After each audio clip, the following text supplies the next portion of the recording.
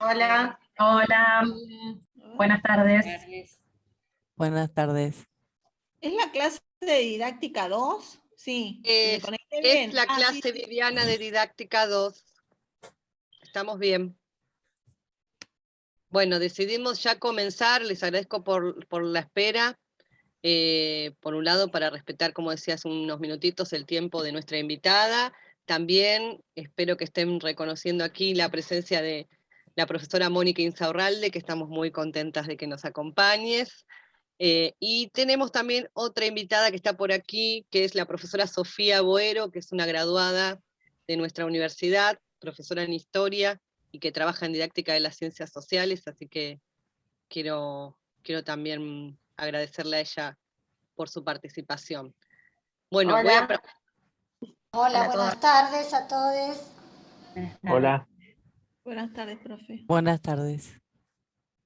Si me permiten, voy a presentar a Patricia, que es profesora y licenciada en Geografía por la Universidad Nacional de La Plata, máster en la Universidad de Barcelona, con su tema La ciudad, políticas, proyectos y gestiones, doctora en Geografía también por la Universidad Nacional de La Plata, profesora titular en esa universidad, es docente de posgrado en distintas universidades nacionales, tanto en La Plata, Buenos Aires, Mar del Plata, directora de becarios de investigación de distintos organismos como el CONICET y el SIC, directora de tesistas de posgrado, de proyectos de investigación radicados en el Instituto de Investigaciones en Humanidades y Ciencias Sociales de la Universidad de La Plata, el CONICET, y en convenio con distintas instituciones nacionales e internacionales.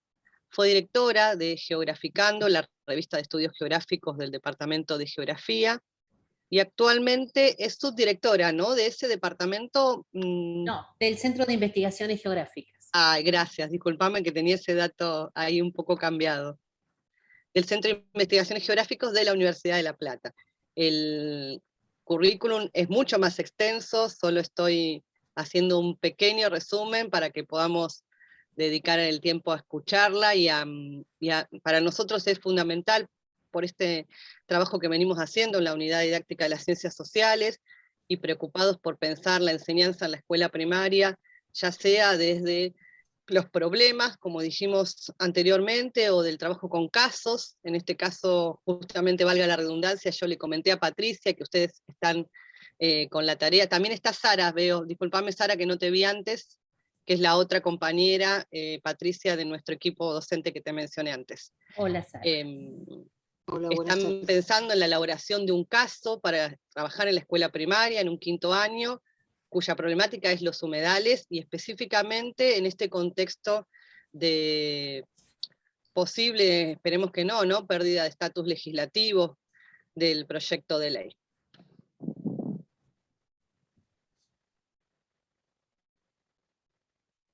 Bueno, sin más, Patricia, te escuchamos. No sé si querés compartir algo en la pantalla, eso disculpame, no te lo pregunté antes. Sí, quisiera compartir, si me permiten. Sí, estás habilitada. Ahí voy. Bueno, buenas tardes a todos. Una pequeña rectificación, no soy doctora, soy doctoranda, espero serlo en algún momento. Bueno, yo puse un título, no lo conversamos con Claudia me dijo cuál era la intención de esta charla en el marco de la actividad que tienen que realizar, entonces pensé llamarla humedales porque es necesaria una ley, y la idea, lo voy a proyectar, la idea es conversar sobre 4 o 5 tópicos para luego llegar a la necesidad de la ley, para que se entienda de qué hablamos cuando hablamos de una ley de humedales. Creo que es necesario clarificar, es muy probable que muchos y muchas de ustedes ya tengan claro qué son los humedales, pero bueno, me parece importante referir a ellos, referir a la cuestión de, bueno, qué son los bienes y los servicios ecosistémicos que nos proveen los humedales a las sociedades, ¿Cómo es la valoración pública hoy de los humedales? Porque hablamos de los humedales como bienes comunes de la sociedad. ¿Cuáles son las vulneraciones? Todo esto que son muchos títulos, lo voy a tratar de recorrer bastante rápidamente. ¿Cuáles son las vulneraciones para entender por qué es necesaria la ley? Digamos, en ese punto vamos a hacer como una bisagra y es el momento en el que, bueno, vamos a establecer la importancia de contar con una ley. Y ese punto que dice una mirada hacia adelante es la necesidad precisamente de contar con un texto de ley que de alguna manera regule los usos y la ocupación de las actividades antrópicas sobre estos ecosistemas tan sensibles y tan valiosos. La definición básica de humedal, pero yo creo que es un poco la definición de Ramsar, que es una convención internacional suscrita en la ciudad de Ramsar, en Irán, en el año 71, dice muy sencillamente, y es bastante simple de incorporar, son áreas terrestres saturadas o inundadas de agua de forma permanente o estacional. Es decir, el elemento que organiza ese ambiente es la presencia del agua, que puede tener un carácter permanente, como dice la definición, o temporario. Y que por la presencia precisamente del agua dota a ese ambiente de unas características que le son absolutamente singulares, propias. Es decir, una flora y una fauna particulares y unas características de paisaje que podemos reconocer muy fácilmente al verlos. Hay humedales de muy diferente tipo. Yo no voy a hacer una taxonomía de los humedales porque no es el sentido, pero solo que sepan que existen humedales continentales, es decir, que están presentes en territorios continentales, como las marismas, las turberas, las charcas, los lagos, los ríos, las llanuras de inundación de los ríos, los pantanos. Hay humedales costeros, que son propios de ambientes litorales, como las marismas saladas, mencionamos ahí los estuarios, los manglares, las albúferas, los arrecifes de coral. Y hay humedales artificiales, como los estanques para la cría de peces, para la explotación comercial, los arrozales, los embalses a partir de los cuales se produce energía hidroeléctrica, las salinas, las lagunas de los barrios cerrados, tan típicas en la cuenca del río Luján. Es decir, consideramos humedal entonces a un abanico de ecosistemas muy amplios, pero que cumplen esa condición de la inundabilidad permanente o estacional. Es decir, recuerden esto, el agua es elemento organizador de esos ecosistemas y su presencia de forma permanente o estacional es el elemento característico. Es decir, hay áreas que están inundadas por momentos y que por momentos pierden el agua, pero periódicamente vemos que se vuelven a ocupar con ese elemento tan significativo. ¿Y por qué son importantes los humedales en un país como en la Argentina? Porque aproximadamente, según un inventario provisorio que está supeditado al inventario que el texto de la ley defina, establezca con mayor precisión en el futuro, es del orden de entre el 23 y el 25% aproximadamente del país. Ustedes dirán, es una superficie importante, de hecho lo es un cuarto de la superficie nacional, está ocupada por este tipo de ecosistemas. Y para que tengamos porque yo hice un listado de tipologías posibles de humedales, pero para trasladarla a elementos más conocidos, valdrá que mencionemos los esteros de Liberá, en la provincia de Corrientes, valdrá que mencionemos la albúfera de Mar Chiquita, aquí en la costa de la provincia de Buenos Aires, que mencionemos a los cordones dunarios o de médanos de la costa bonaerense, que nos refiramos a las salinas en el noroeste argentino, que hablemos de los mallines en las Patagonias, en los valles de las Patagonias, que hablemos de las turberas en Tierra del Fuego, es decir, todo un conjunto bien variopinto, bien diverso, de ecosistemas que tienen, insisto, ese elemento en común, que es la presencia del agua como elemento organizador. Ahora, cuando hablamos de bienes y servicios ecosistémicos, todos los ecosistemas naturales tienen sus características que en ecología se sopesan o se consideran como importantes, como valiosas, y se las refiere a ellas como bienes y servicios ecosistémicos. Es decir, están pensadas las bondades de esos ecosistemas en relación a las poblaciones que viven en vinculación con los mismos. Es decir, ¿qué les aportan esos ecosistemas a las sociedades que viven en vinculación con estos ecosistemas? Esos serían los bienes y servicios. Bueno, en principio se dice, hay una tipología aquí muy simpática, si se quiere, que dice que los humedales son los riñones del medio natural, porque tienen la función de depurar el agua. Es decir, recuerdan que dijimos que el agua es el elemento que tiene una presencia importante en estos ecosistemas, pero que, el agua es como que ingresa a los ecosistemas de humedales, es depurada, es tratada, digamos, precisamente por ese ecosistema, por infiltración,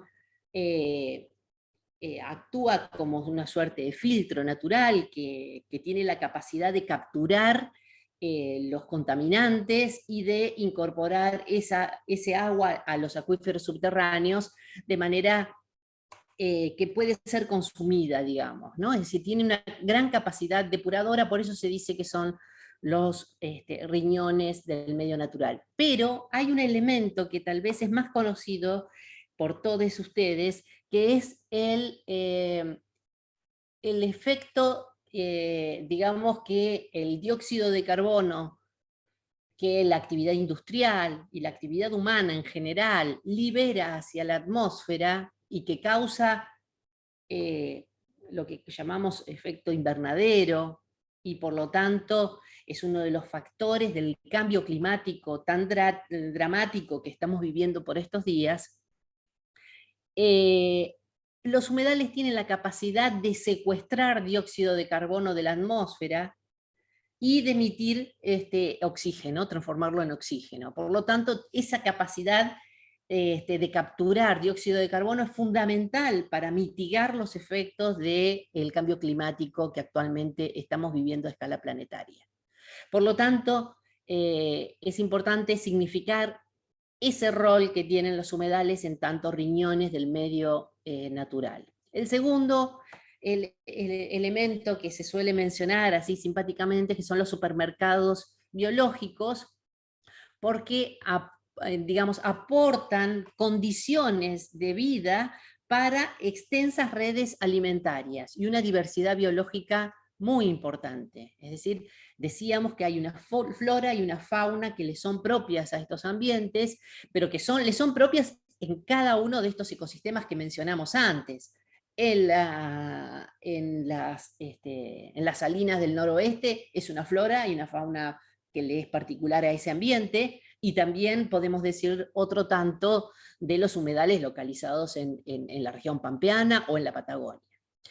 Y el tercer elemento, que no es menor y que tiene una significación muy particular para ustedes, que seguramente la mayoría reside en la cuenca, en ciudades propias o áreas urbanas ligadas a la cuenca del río Luján, es que se comportan como verdaderas esponjas naturales. Se dicen que son las esponjas de la naturaleza porque tienen la capacidad de absorber los excedentes hídricos y de incorporarlos al subsuelo, como habíamos dicho antes.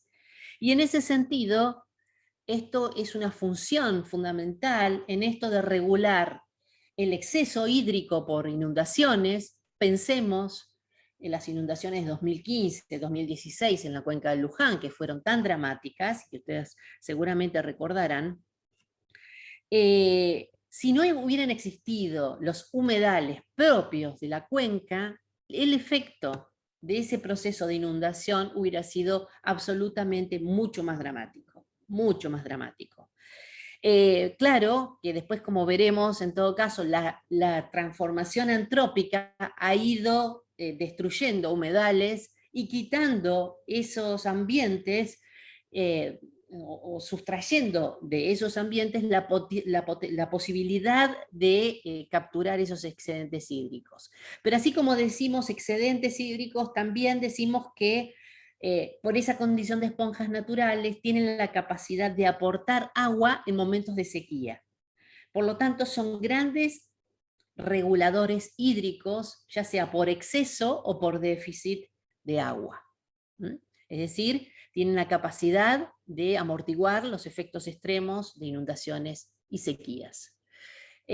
Como se imaginarán, todos estos factores que hablan de las bondades de los humedales son lo que se llaman los bienes y servicios ecosistémicos. Es decir, ¿qué nos aportan a la sociedad que vivimos en relación directa con ellos, estos ecosistemas? Bueno, toda esta oferta, toda esta amplia oferta de elementos que entran en crisis cuando son, digamos, vulnerados, destruidos, avasallados por determinadas prácticas que ya las vamos a detallar.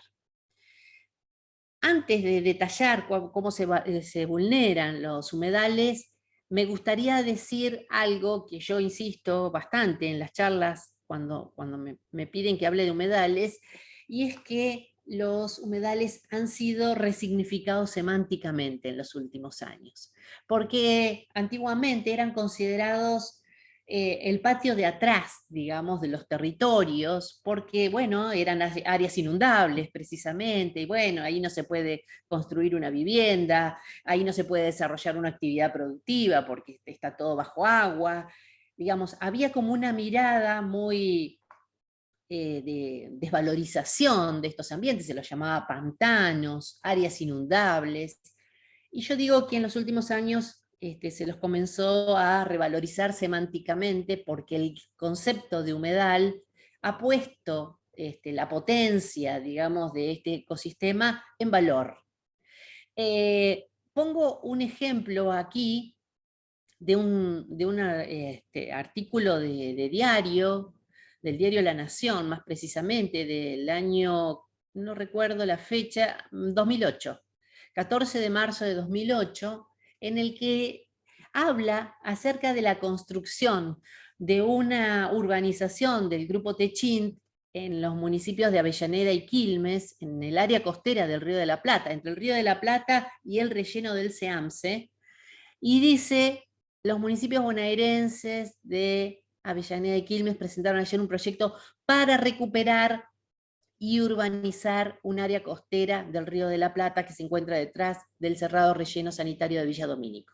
Fíjense que el texto del año 2008, no tantos años atrás, daba cuenta de que ese área de humedales era un área marginal que debía ser recuperada a través de un proyecto urbano, ¿no? Digo, cómo los lenguajes de valoración aparecen, digamos, digamos, en los medios de prensa, cualificando estos ambientes y dando por sentado que la actividad urbana va a venir a mejorar algo que vale menos.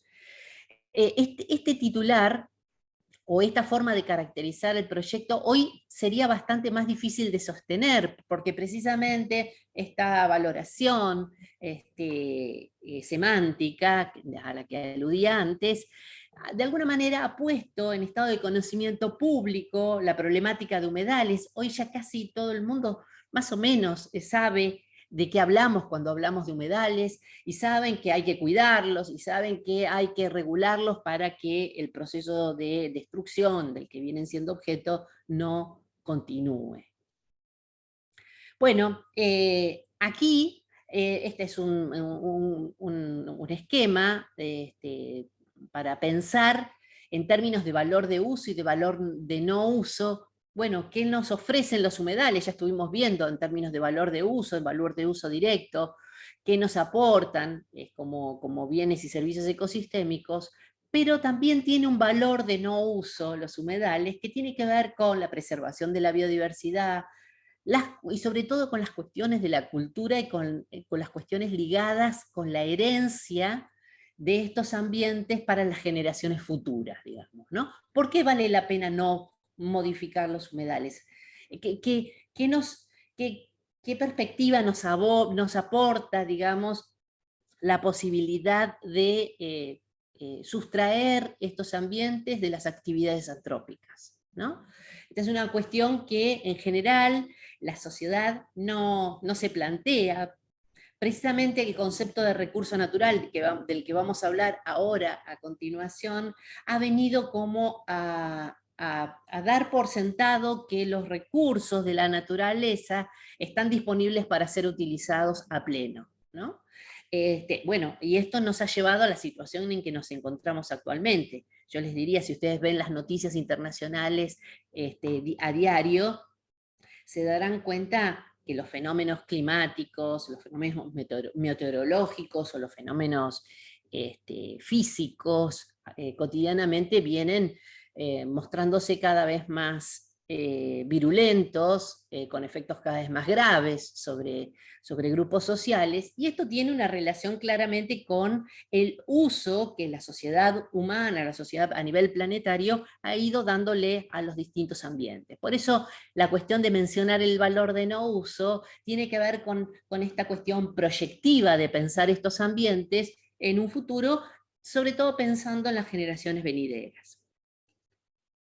Y en esto, hacer una cuña y decir que los humedales son bienes comunes. Esta es una discusión que viene de la mano de la ecología política. La ecología política es una rama de la ecología que estudia los efectos ecológicos distributivos a escala de la sociedad, es decir, qué pasa con las cuestiones de la ecología en términos de cómo le afecta a distintos grupos y sectores sociales, digamos, ¿no? Entonces, bueno, la ecología política, y sobre todo la de matriz latinoamericana, viene discutiendo el concepto muy duramente de recurso natural, porque el recurso natural apela a un ideario de la mercancía, de aquello que está disponible para ser utilizado ad infinitum. Y en ese sentido, la ecología política latinoamericana prefiere hablar de bienes comunes, porque ponen el acento no en el utilitarismo del bien, sino en el sentido comunitario que los bienes tienen para un conjunto mucho más amplio. A ver si lo podemos bajar un poquito a esto. Si nosotros pensamos que el agua que se utiliza para producir oro en la cordillera de los Andes, en Famatina o en Jáchal, es un agua que está a disposición plena de las empresas mineras, y no pensamos que en realidad el agua que se utiliza es agua que también se restringe para el uso de comunidades mucho más amplias. La propia Jáchal, por ejemplo, que en algún momento y a partir de un vertido de mercurio digamos de la mina que estaba en producción, bueno, contaminó el agua de la cual se aprovisionaba esa localidad. Digamos, estamos pensando que los recursos, si vamos a la idea anterior, o los bienes comunes, como prefiero mencionarlo, son apropiables individualmente y no tienen una utilidad y un uso para colectivos que tienen otras dimensiones. Entonces me parece que, bueno, en los últimos años venimos discutiendo que en realidad los humedales están siendo objeto de una presión por parte de aquellos, de grupos, sectores, actividades, que entienden que pueden hacer un ejercicio irrestricto del derecho de propiedad de su bien, le hace el agronegocio, le hace la explotación forestal, le hace la minería a cielo abierto, le hace las urbanizaciones cerradas en la cuenca del río Luján, afectando bienes comunes de la naturaleza que tienen un impacto sobre un conjunto mucho mayor. Entonces me parece que colocar la cuestión de los humedales, o mirar la cuestión de los humedales en términos de la pérdida que el uso privado de esos humedales supone para colectivos mucho más amplios, nos da otra perspectiva de abordaje del problema, ¿no? Y marca claramente una tensión. Bueno, como para ir cerrando esta parte y poder ir a la cuestión de la ley, mencionar algunas de las vulneraciones de origen antrópico que se causan sobre estos ecosistemas y que son interesantes de mirar y de trabajar con los estudiantes, ¿no? En principio, bueno, el año pasado fuimos testigos impávidos a través de los medios de comunicación de los voraces incendios que asolaron a los humedales del Delta, que digamos que no es no son producto de dinámicas propias de la naturaleza, sino que son resultados de prácticas antrópicas ligadas a modos de producción muy caracterizados, sobre todo en las islas del Delta y en otras regiones del país, que es la quema periódica del suelo, de los pastizales, para, digamos, favorecer el rebrote de pastos tiernos y la introducción de ganado de veranada, como se lo conoce, ¿no? Es decir, las quemas periódicas ligadas a modos productivos, por eso pensar los humedales en términos de bienes comunes, cuando el humo afectaba a la ciudad de Rosario, el humo afectaba a la ciudad de Buenos Aires, afectaba a la ciudad de San Pedro, pero los propios pastizales quemados arrasaban también con la fauna autóctona. Hay una imagen que yo no voy a olvidar nunca, de un pequeño ratón junto a la bota del bombero que estaba tratando de apagar el incendio en el Delta, tratando de cobijarse de semejante atrocidad, digamos, ¿no? Pensar entonces esta cuestión de los humedales como bienes comunes también nos lleva a pensar en los humedales como que también nos pertenecen. La pérdida de ese ecosistema, la vulneración, la destrucción de ese ecosistema nos afecta a cada uno y una de nosotros. Los rellenos para poder construir viviendas, como pasa en toda la cuenca del río Luján, ustedes lo verán, de esto no les tengo que hablar, lo conocen muy bien, para poder construir viviendas en áreas que son claramente inundables, porque son áreas que forman parte del sistema hídrico del río Luján, y por lo tanto cuando viene una crecida el río la reclama para sí, y no le interesa, digamos, si hubo la intención de algunos de ocuparlo. La contaminación por el vertido de residuos o de efluentes, como bien conocemos, las condiciones del cambio climático que claramente van a afectar en un futuro no demasiado lejano, toda la cuestión de la inundabilidad en las áreas costeras fundamentalmente. Bueno, las quemas, esta es una imagen de un satélite de la NASA que se llama FIRMS del año pasado, de la época digamos, de apogeo, de clímax de los incendios, y cada uno de estos focos son puntos, en realidad, que se juntan, que se aglomeran, son focos de incendio, digamos, ¿no? Que estaban dando cuenta de la afectación bueno, de amplísimos sectores del delta del Paraná-Plata. Seguimos la sobreexplotación de recursos, los humedales también vienen siendo objeto de la presión por parte bueno, de los sectores que tratan de llevar adelante actividades forestales en ellos. La introducción de especies invasoras como el acacio negro sobre el río Luján, que es una especie muy, muy invasora, introducida por la mano humana, pero muy invasora. El drenaje, el secar los humedales a través de mecanismos de drenaje, digamos, mecanismos hidráulicos de drenaje para permitir el avance de la agricultura. Esto está pasando claramente, esta fotografía es una fotografía en el Delta.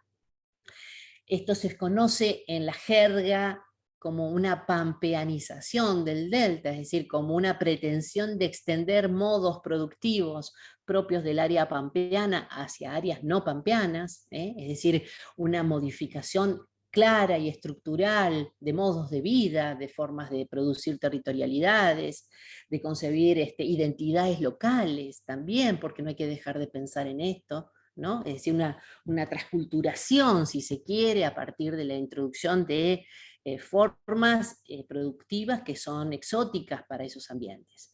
O el extremo, como se quiso hacer en la isla de Marci, en esa fotografía que se ve ahí, que son dos fotografías, una arriba y otra debajo, en la que por medio de dragas y medios hidráulicos se abrieron canales, se construyeron lagunas artificiales con la pretensión de llevar el modelo Nordelta a la primera sección de islas del delta de Tigre, digamos, ¿no? Es decir, esta cosa de pensar que tenemos esa capacidad de alfareros de modelar los territorios como se nos ocurra, como se nos antoje, digamos, ¿no? Bueno, todas estas cuestiones tienen clarísimas consecuencias. En la inundación de 2015 se inundó la cripta de la Basílica de Luján, ustedes lo conocen muy bien. Luján se ha inundado históricamente a lo largo desde su etapa fundacional, pero no ha sido hasta los últimos años en que las inundaciones han adquirido ribetes de dramatismo, porque lejos de drenar rápidamente el agua que inunda, permanece durante días, y la bajante no se produce, porque aguas abajo en la cuenca inferior del río, en la zona de Escobar y Tigre fundamentalmente, los humedales han sido ocupados de manera masiva por parte de emprendimientos inmobiliarios que encuentran en estos paisajes un atractivo particular y la posibilidad de construir un urbanismo escenográfico que es un enorme negocio para las empresas, pero que tiene costos ambientales y sociales muy altos, no solamente para la cuenca media, sino para la propia cuenca baja del río Luján. Bueno, entonces, ¿por qué hablar de una ley de humedales? Tal vez me demoré mucho, me dirán si ya me excedió mucho del tiempo, pero en principio lo que quiero decir es que la ley de humedales es un largo reclamo de organizaciones socioterritoriales, no solamente de la región metropolitana de Buenos Aires. Me interesa mostrar una mirada federal de la construcción del proyecto de ley de humedales allá por el año 2013, es el primer antecedente de un proyecto del senador Giustiniani, que obtiene media sanción en el Senado y pierde estado parlamentario. Luego se produce un segundo proyecto de ley que obtiene también media sanción en el año 2016, también en el Senado, de la mano de Pino Solanas, pero con acuerdos de otras fuerzas políticas, las senadoras Odarda y Luna, fundamentalmente, una de Río Negro y la otra de Jujuy. Obtiene media sanción y pierde estado parlamentario por segunda vez consecutiva.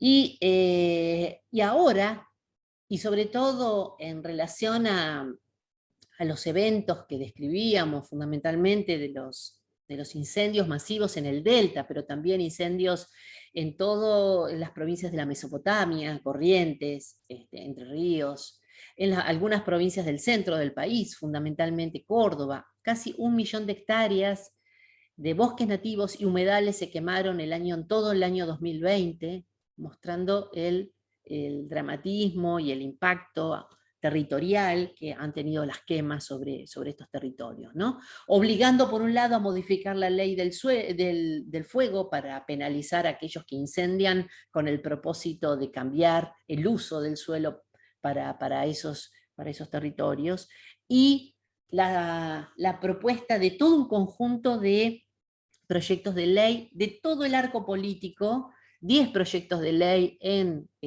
diputados y 5 en senadores, 15 proyectos de ley discutiéndose en simultáneo para bueno, para darle a la ciudadanía una ley que definitivamente proteja estos ambientes tan sensibles de la voracidad de ciertos sectores que entienden que, bueno, que todo es urbanizable, que todo es cultivable, que todo es, son territorios que pueden estar sujetos a la explotación minera.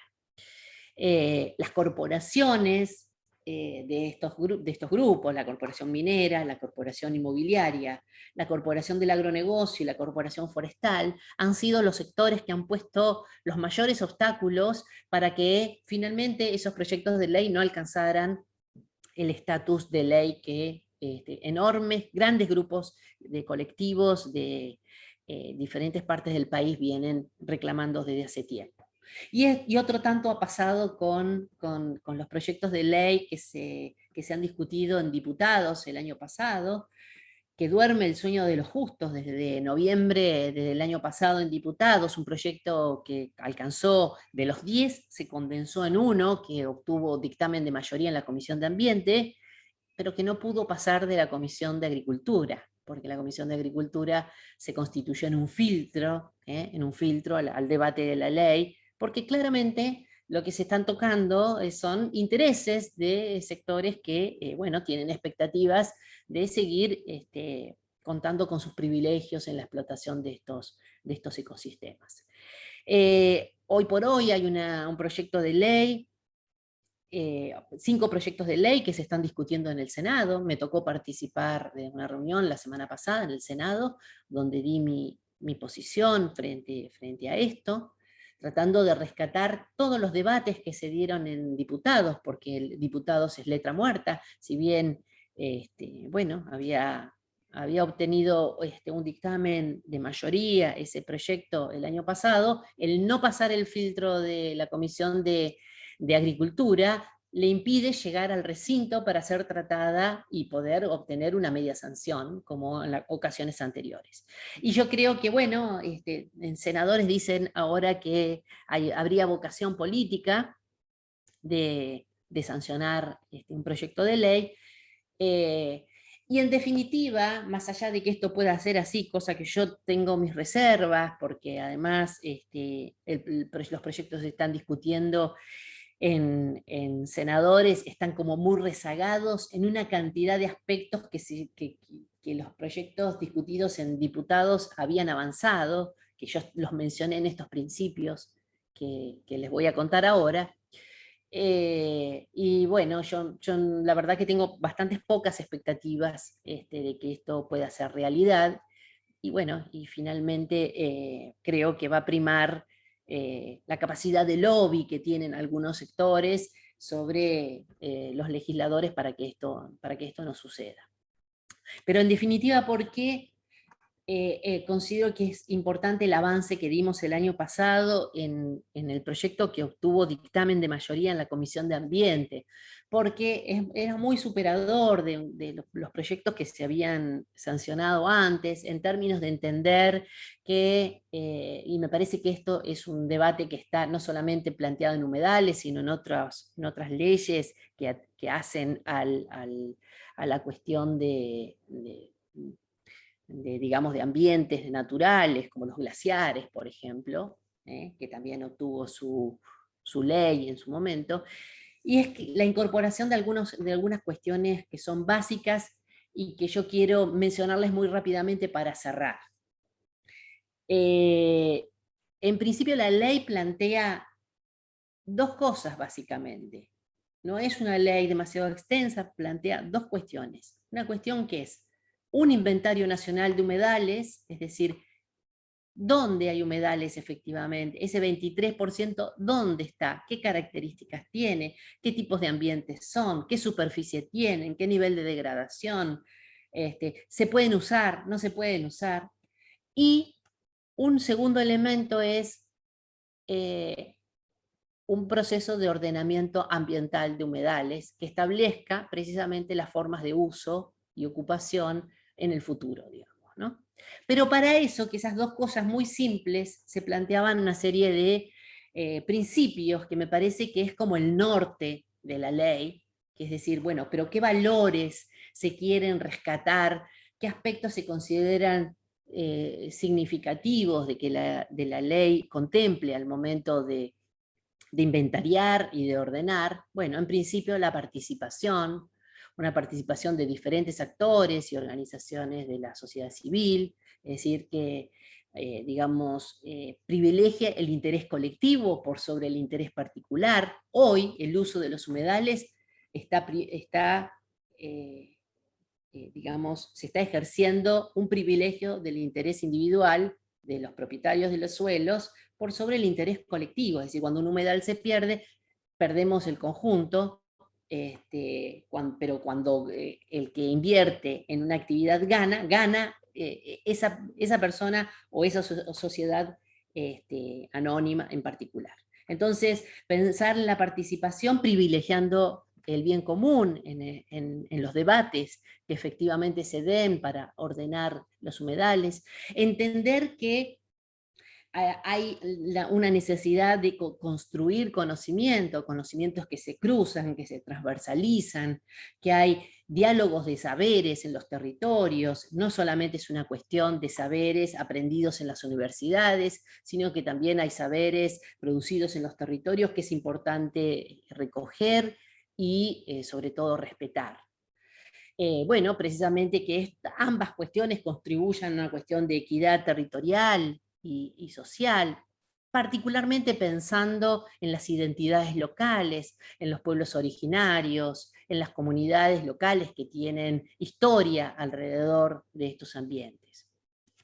Una mirada de paisaje en el sentido de pensar a los humedales no como unidades autónomas, sino formando parte de un tejido de humedales de otras dimensiones que funcionan, que tienen relaciones funcionales sobre las cuales hay que pensar.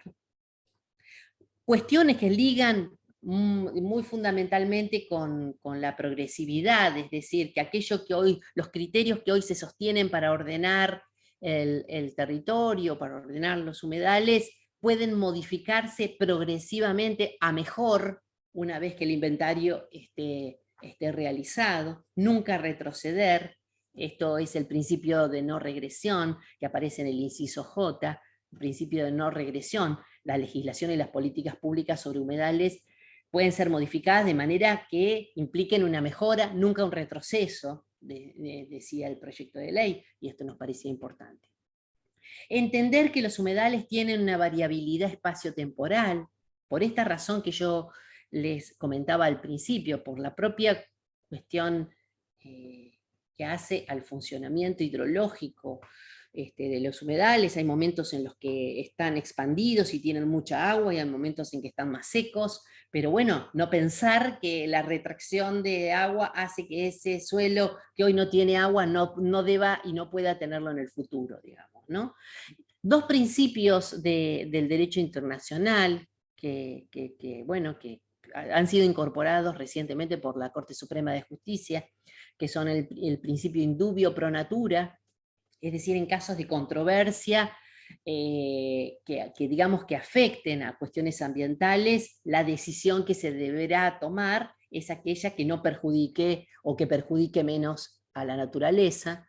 El principio indubio pro aqua va en el mismo sentido. En caso de controversias ambientales, deberán resolverse de la manera que protejan al recurso hídrico y la preservación de los ecosistemas conexos.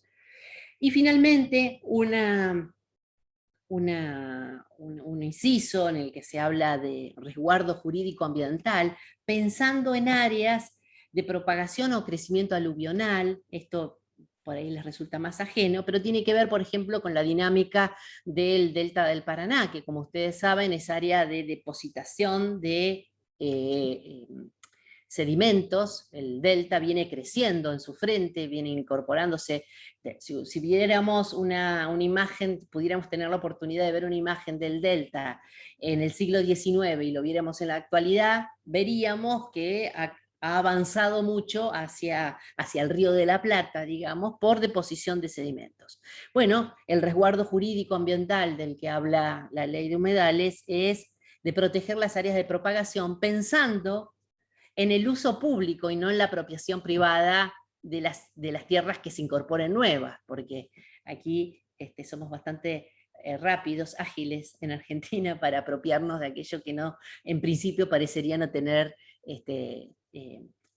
un resguardo jurídico, digamos, ¿no? Bueno, todo este conjunto de principios hablan de una mirada muy progresista, digamos, muy, muy rica acerca, y con aprendizajes hechos a partir sobre todo de la ley de bosques y de la ley de glaciares, en términos de pensar a los humedales como los ecosistemas valiosos que son, y que deberán seguir siéndolo para el bienestar, para la mejor calidad de vida de nuestras poblaciones.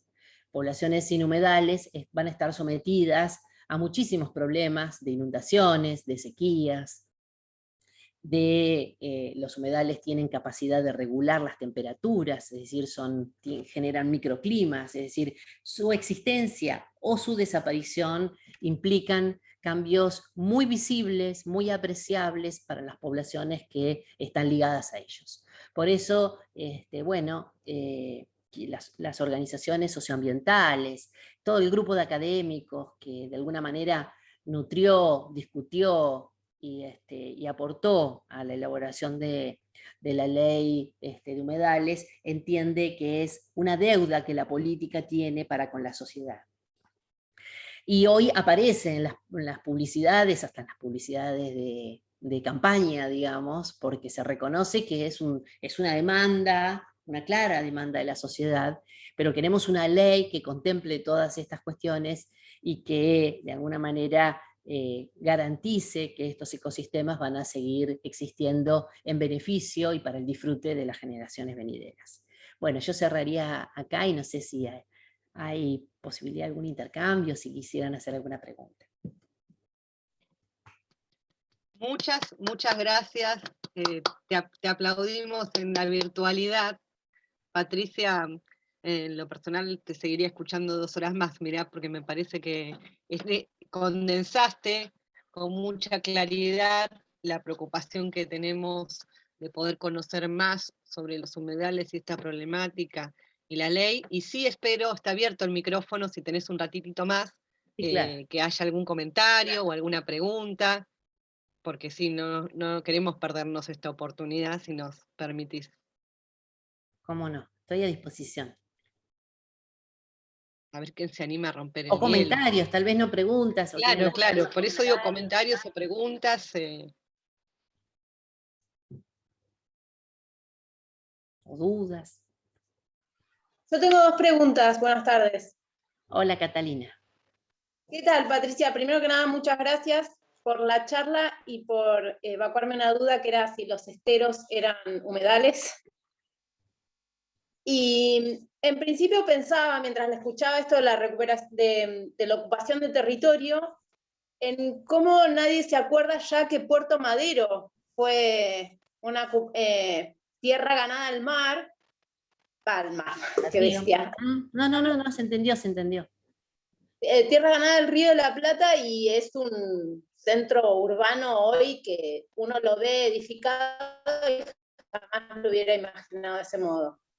Eso Así. pensaba en un principio, y cómo Nordelta puede ir expandiéndose no solo en barrios privados, sino en un centro, aunque Puerto Madero tiene una característica más residencial hoy en día, al estar tan cerca de todo lo que es el microcentro, tiene otra impronta, que no es la del relax del barrio privado y esas lagunas artificiales.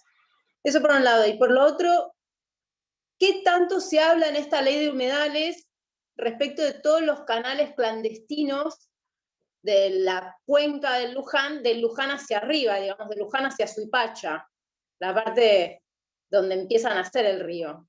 Que para que no se inunden esos campos, se sigue drenando agua a un caudal que ya no puede contenerla, y que influye muchísimo en cada una de las inundaciones que fueron mencionadas, y la del 2012, que fue una de las que alcanzó unos niveles. 2012, cierto. Eso. Gracias, Catalina. Muchas gracias. Mira, cierto, lo que acabas de decir es cierto, pero bueno, pero tiene que ver esto de Puerto Madero, tiene que ver con una una negación histórica acerca de esto que mencionamos como el valor intrínseco que tienen los humedales como ecosistemas en sí mismos, tal vez por desconocimiento o por interés, digamos, ¿no? Pero porque además Puerto Madero, si bien hoy lo tenemos como un barrio de lujo, digamos, de la Ciudad Autónoma de Buenos Aires, era una zona en realidad de depósitos y digamos, que estaba en función del puerto, ¿no? Pero con una mirada muy siglo XVIII, siglo XIX.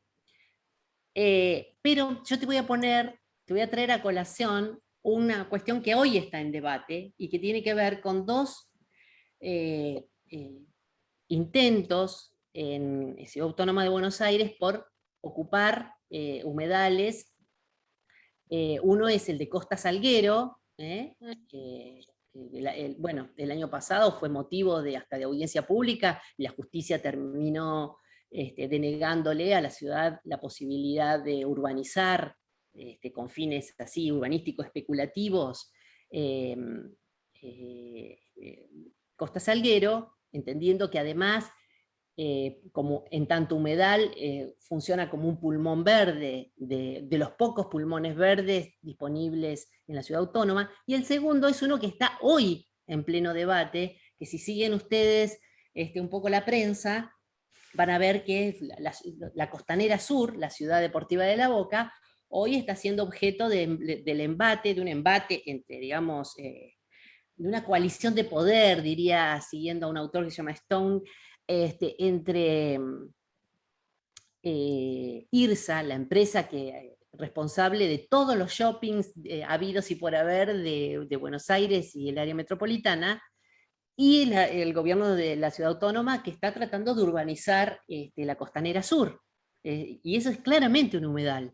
Es decir, hay toda una movilización muy importante de organizaciones socioterritoriales de la ciudad autónoma, que están muy preocupadas con la posibilidad de que IRSA se transforme en un barrio más, digamos, además de carácter especulativo, porque es para la construcción de torres, es decir, para producir una urbanización que no viene a satisfacer precisamente el déficit habitacional de la ciudad, sino a, digamos, a garantizar la expectativa de ciertos sectores de la sociedad, de la ciudad autónoma. Eso por un lado. Lo segundo, ¿qué quiere decir con esto? Que estos procesos no es solamente Puerto Madero en la época de la colonia, ¿no? Que tal vez por desconocimiento, por otras dinámicas, sino que hoy, pleno siglo XXI, sabiendo la importancia que tienen los humedales, sabiendo la discusión que se está dando a escala planetaria respecto de lo que está pasando en las áreas costeras, que si sigue aumentando las temperaturas, el nivel de los mares y de digamos, de las aguas se va a incrementar en los próximos años y va a afectar precisamente a áreas costeras, se sigue liquidando ecosistemas que son valiosísimos, digamos, ¿no? Pero me refería también a urbanísticamente en los últimos años, cuando creció la última parte de Puerto Madero también. Sí. Los docks, toda la parte hacia adelante. Sí, y que sigue en realidad, porque se siguen construyendo torres. Sí, claro que lo entendí, sí, absolutamente. De hecho, se armó una corporación que se llama Corporación Puerto Madero, que es la que está gestionando todo el desarrollo inmobiliario en ese barrio de la ciudad. Y lo segundo, me hablabas de los canales clandestinos. Bueno, los canales clandestinos, de acuerdo a la clasificación que presenté al comienzo, son humedales, se han transformado en humedales, porque es la solución que han encontrado los productores agropecuarios, sobre todo en la cuenca alta, en la zona de Suipacha, Mercedes, ¿no? De evacuar el excedente de agua de sus campos para evitar la inundación de sus campos y la pérdida de sus cosechas, pero produciéndole un perjuicio a los pobladores que viven en la cuenca del Luján, que digamos, con el aflujo de agua mayor, se generan inundaciones mucho más dramáticas. esto se relaciona con lo que yo hablaba al principio de la ecología política, que la ecología política estudia los conflictos ecológicos distributivos. Las decisiones de unos benefician a algunos y perjudican a otros, ¿no? La ecología política mira esas cosas, ¿no? Entonces pensar en una ley que regule estas cuestiones implicaría también pensar que la ley de humedales debiera claramente regular la no producción de canales clandestinos que de alguna manera viertan mayores excedentes de agua al río, ocasionando inundaciones más dramáticas, ¿no? Muchas gracias. Por nada. Gracias, Catalina. Tenemos a Joana y a Ramiro que levantaron la manito digital. Joana. Hola, buenas tardes, mucho gusto, Patricia. Hola, Soy Joana. estudiante, como los compañeros que estamos acá. No, y a ver, pensaba, ¿no? Reflexionaba en esto que vos por ahí decías, que no se puede sancionar la ley y que no es muy prometedora la situación en este momento tampoco. Y pensaba, ¿qué cosas se pueden hacer para conquistar nuevos espacios de lucha para poder empujar para que esto sí se pueda sancionar? Porque reviste muchísima importancia, así como vos decías, no es solamente lo que es ecológico, sino a nivel cultural, a nivel beneficio para todos, ¿no? Para toda la población. Entonces, ¿qué se puede hacer? Si no se puede desde el Senado poder sancionar la ley, ¿qué puede hacer uno desde su lugar por ahí para poder ganar esta batalla, ¿no? Porque es como muy importante y queda ahí. A ver, hubo un montón de movimientos que se sancionaron por ahí, leyes que costaron mucho, pero se pudieron hacer. Entonces, ¿qué se puede hacer para que en este momento esa ley sí se sancione? Mira, yo creo que es importante ensanchar la base de sustentación de la lucha, ¿no? Maristela Svampa, una socióloga argentina que yo admiro mucho, habla de la figura del intelectual anfibio, ¿no? El intelectual anfibio es aquel que, como el animalito anfibio, tiene esa capacidad de estar entre dos mundos, ¿no? Entre la tierra y el agua, ¿no? Es decir, camina en la tierra, nada en el agua, ¿no? Y yo me defino como una investigadora anfibia. Y en el sentido de que esto que estoy haciendo hoy, que hago con mucha alegría y muy agradecida por la invitación de Claudia, es importante también en términos de lo que yo entiendo es mi pequeña contribución al debate de un tema que es urgente y que es muy importante, muy importante. Entonces yo creo que la mayoría de ustedes son docentes o piensan serlo, desde el lugar, desde la posición disciplinar, siempre hay posibilidades de abrir nuevos frentes para poder ayudar a pensar sobre estos temas. También está la cuestión de la militancia con el cuerpo, digamos, con el cuerpo y con la palabra, ¿no? Que es un poco lo que yo también trato de ejercer. Pero bueno, yo creo que en nuestra propia praxis, el hecho de que estén escuchando, si algo les sensibilizó, les provocó lo que estuvimos conversando, bueno, ustedes, entiendo, pueden transformarse en multiplicadores y multiplicadoras de estas cuestiones, ¿no? De ayudar a pensar, de ayudar a reflexionar en términos de la importancia que tienen en el contexto en el que estamos viviendo, sociedad de siglo XXI, ¿no? En un contexto global de cambio climático muy acelerado, muy acelerado, bueno, me parece que todos tenemos como esa responsabilidad y esa posibilidad de ejercerlo. Muchas gracias. A vos. Ramiro.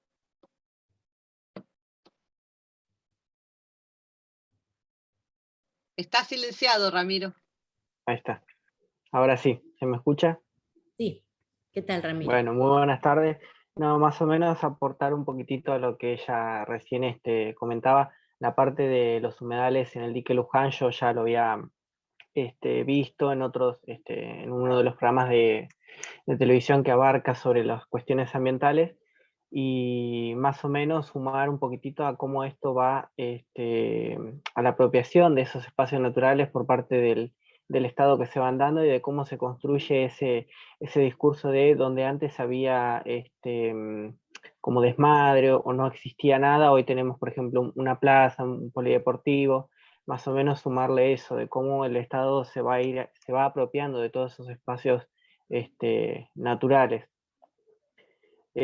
Casos donde se construyen barrios gigantes, o en el caso de San Fernando, donde se están construyendo, no me acuerdo si era como un parque industrial, se fue construyendo también barrios y demás, o toda esa parte de la costanera donde se fueron construyendo plazas y demás, donde con un discurso de seguir sumando espacios para la gente, se van apropiando de toda esa parte natural. Así es, Ramiro. Lo dijiste clarito. No tengo nada para agregar. Muchas gracias. De nada. Gracias, Joana, Ramiro, Catalina. No sé si alguien quiere hacer algún otro comentario. Ahí está Nair. Nair. Y me Hola, ¿qué tal? Buenas tardes.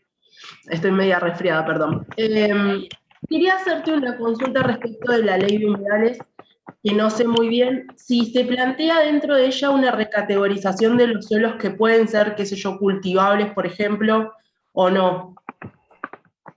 Sí, viste que yo dije que la ley plantea dos instancias, una de inventario, el saber qué hay y cómo está, como el inventario que podríamos hacer en un negocio, qué tiene, en qué condiciones está, y luego un ordenamiento ambiental territorial. El ordenamiento ambiental territorial depende la decisión que se tome, si se toma la decisión de hacerlo como con la ley de bosques nativos, establece una tipología de tres tipos posibles de áreas. Áreas rojas, donde no se puede modificar el humedal, es decir, que tiene un valor superlativo, un nivel de calidad ambiental y de insignificación tan importante que no se puede modificar. Un área amarilla, es un semáforo, digamos, ¿no? Una área amarilla donde, bueno, con ciertas condiciones, con determinados, haciendo determinados planes de mitigación y con ciertos controles, se puede hacer algunas actividades. Y una zona verde que estaría habilitando a utilizarlo de manera completa. Un poco el esquema que plantea la ley de bosques, no es la que más me gusta a mí, porque en realidad luego, ¿sabes lo que hacen? Lo que era rojo te lo pintan de amarillo, digamos, va mutando, ¿no? Va mutando. Se flexibiliza un poco. Se flexibiliza, así es. Así es.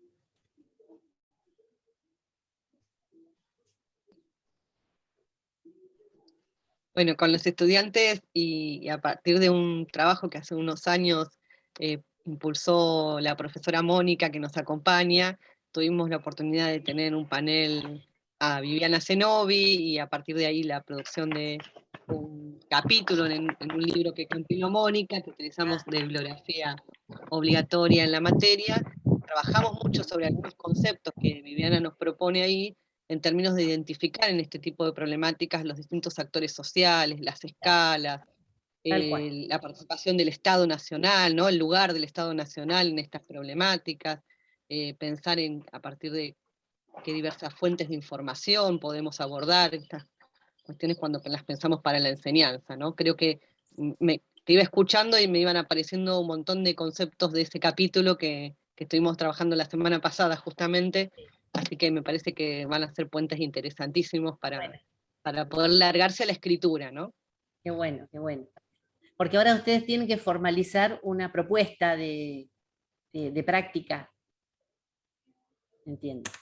Qué bueno. Tienen que escribir un caso 2 o 3 carillas sobre esta temática para poder trabajarla con los niños en la escuela primaria y elaborar una propuesta de enseñanza desde el área de didáctica de las ciencias sociales en principio. Sí, sí, sí, sí. Qué bueno, qué bueno. Dejaste un montón de pistas para poder profundizar en esa tarea. Sí, hay cosas para trabajar en lo urbano, para trabajar en lo rural, ¿no? Dependiendo de los gustos. Claro, nosotros acá tenemos 2 comisiones, que no me acuerdo si eso te lo comenté, Patricia. Un grupo es de Luján y conocen lamentablemente muy bien toda la cuestión de las inundaciones, y otro grupo es de nuestra sede en la Universidad de San Miguel. Pero bueno, por ahí conocen más todo lo que sucede en zona norte, ¿no? Exacto. El Tigre, San Fernando, como comentó Ramiro hace un minutito. Claro, claro. No sé, Claudia, si lo estás viendo en pantalla. Sofía Boero está levantando la mano, por eso ayudo para... Ay, no la vi. Gracias, Mónica. Sí, también Sofi. Sara. Bueno, gracias, perdón. No sé Bueno, quién- hola. Hola. Ahí está, Sofía. ¿Qué tal, Sofía? Gracias, Patricia. La verdad que siempre escucharte es un placer. Yo trabajo en profesorado de primaria y ya hace 2 años estamos trabajando junto con el profesor de naturales, problemáticas ambientales, tratando de pensarlo desde las ciencias y cómo toma la problemática ambiental desde las ciencias naturales y las sociales de manera combinada, y están sucediéndose cosas súper interesantes, sobre todo en el aula de primaria.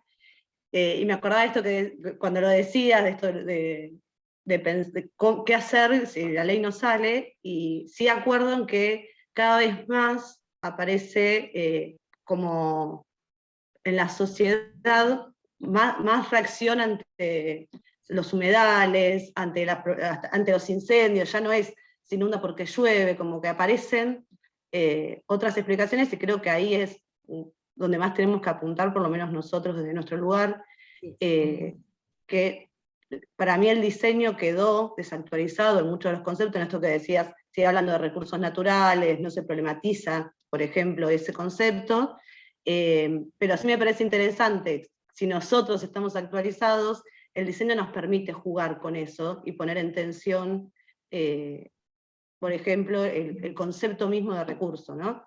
Y me parece que ahí se está logrando mayores niveles de concientización, si se quiere, porque a veces uno de los grandes problemas es que si no lo tenemos al lado, parece que no pasara. Entonces, como, si el incendio no lo tengo al lado, el incendio no existe y podemos avanzar. Y ahí me parece que por lo menos lo que nos pasa a nosotros, que las mismas docentes cuando ven que no se hace el cartel de cuidemos al planeta, no tienes un papel, sino que la propuesta va por otros lados, se entusiasman y ellas ya están pensando en propuestas novedosas. Entonces, ahí sí creo que hay una punta para seguir trabajando. Clarísimo, Sofía. Sí, coincido. Gracias, Sofi. Sara, entonces, perdóname que no te había visto. No hay problema. En el mismo sentido que que se viene conversando y ahora añade Sofía, a mí me parece, por supuesto, toda la exposición de la profesora Patricia aporta muchísimo, y quería destacar, aunque haya aparecido quizá de manera somera o no tanto, esta cuestión de la historicidad que planteaste en términos de desde cuándo se vienen haciendo intentos de que esta ley de humedales se ponga en marcha, finalmente se apruebe. Eso hace a los movimientos sociales, territoriales, poblacionales que vienen luchando por esto, y destacar esta acumulación de fuerzas, que si bien podemos pensar que este no es un buen momento para que esto efectivamente se sancione, sigue siendo un momento de acumulación de fuerzas, y está bueno que podamos seguir trabajando en ello desde todos los lugares para que en algún momento suceda, y viendo desde el punto de vista de la enseñanza de las ciencias sociales y naturales, sobre todo sociales, que estas son problemáticas generadas por actores sociales, por sujetos sociales, en términos de colectivos también, de intereses, tal y como lo señalaste, y que acá hay que mirar el rol del Estado, y solemos tener dificultades para identificar al Estado como un actor en particular, y que además está atravesado por tensiones y diferentes intereses. No hay un Estado homogéneo que toma decisiones, sino que justamente como cuando especificabas esta cuestión de los lobbies que suceden, no suceden solamente sobre los senadores, sino sobre todo el arco político y el Estado. Y me parece que esto es algo que nos cuesta ver en general en los diferentes niveles en que enseñamos, y que es muy importante que lo podamos considerar. Muchas gracias. Gracias a vos, Sara. Clarísimo lo que acabas de decir. Y sí, coincido totalmente. Yo creo que le di un capítulo de un libro a Claudia, en el que relatamos estas cuestiones. Que dice Sara, esto que dice Sara está retratado en ese capítulo. Tratamos de desentrañar un poco, además, la cuestión de los discursos, ¿no? Por dónde discurren los discursos y por dónde discurre la acción, ¿no? Y la falta de articulación entre lo que se dice y lo que se hace, ¿no? Bueno, en ese capítulo tratamos de mostrar esto, ¿no?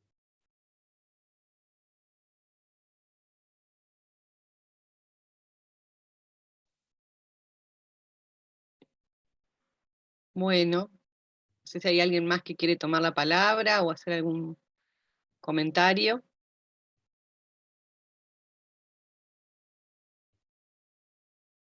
Hemos tenido un comienzo de tarde con la lluvia, pero con esta charla que sin duda nos deja pensando un montón de cuestiones, y pensando justamente en la enseñanza en la escuela primaria y el lugar que nos cabe a los graduados en ciencias de la educación, en los distintos espacios en los que podemos intervenir.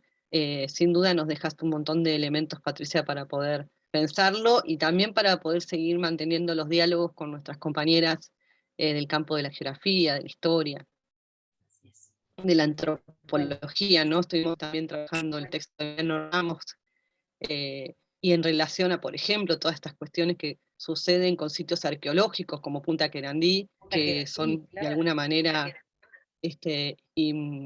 invadidos por esta cuestión del uso, el usufructo privado de esos espacios, ¿no?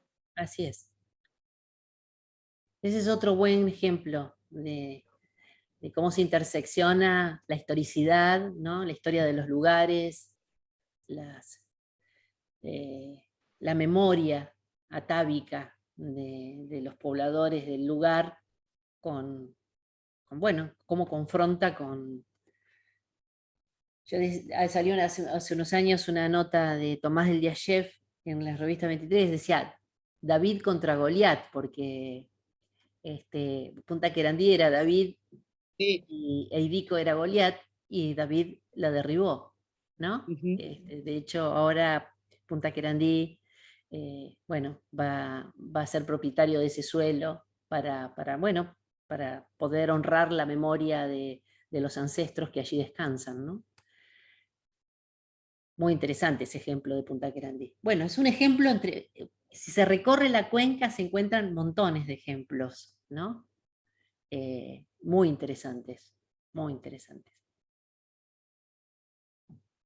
Bueno, entonces les despedimos y le volvemos a agradecer infinitamente a Patricia, que debo decir otro aplauso así digital, que también debía haber dicho al inicio en nombre de la Secretaría Académica del Departamento de Educación, que estuvimos ahí intercambiando algunos mensajes para que pudiéramos hacerte llegar un certificado, un humilde reconocimiento a esta participación. Y bueno, me pidieron específicamente que te agradeciera también desde la Secretaría Académica del Departamento, a la profesora Mónica, que hoy nos acompañó, y que ha sido durante muchos años, como dije antes, la profesora adjunta responsable de esta asignatura y quien inició. Hoy tenía acá, que permítanme leerlo, el subtítulo de la unidad de didáctica de las ciencias sociales que Mónica acuñó hacia la formación de sujetos sociales partícipes en la construcción de espacios públicos y protagonistas de prácticas ciudadanas de hecho. Y creo que tiene que ver con creo que tiene que ver con esto último que estuvo circulando, ¿no? ¿Qué podemos nosotros desde nuestras tareas de licenciados y profesores en ciencias de la educación, desde el lugar de los formadores de docentes, desde el lugar de las aulas, poder pensar en la construcción de ciudadanos de hecho? Y bueno, me gustaría ahí también ir cerrar con esta recuperación que Mónica nos ha dejado. Y bueno, agradecerle también a Sofía, que es una colega con la que tenemos vínculos a partir del instituto en el que trabaja, que es un instituto de formación docente de la zona de Moreno, con el que hacemos investigación hace unos años, así que también la posibilidad, esto fue así como una invitación casi de amiga, porque tiene que ver con los lazos que vamos teniendo, y claro, cuando iba contando, viene Patricia Pintos, bueno, estaría buenísimo escucharlo, lo mismo, vuelvo a decir, Alejandra Valverde, que tenía la intención de participar, pero que se le complicaba, así que como podemos grabar, también para el estudiantado, que quiero agradecer inmensamente porque tenemos 38 participantes, así que han podido, sobre todo el grupo de Luján, que no era el día en que en general participa de su clase, sino que es el miércoles, así que agradecerles particularmente, y ya despedirlos al grupito de Luján. Con el grupo de San Miguel seguimos trabajando hasta las 9. Bueno, aprovecho y saludo y agradezco mucho la invitación, Claudia, saludarla a Mónica, que también ha sido parte de este espacio curricular en el tiempo, y que bueno, que vos reivindicaste muy bien, Claudia, en términos de sus aportes, sus aportaciones. Y bueno, saludarlos a todos en este día por la escucha atenta y por sus comentarios. Gracias.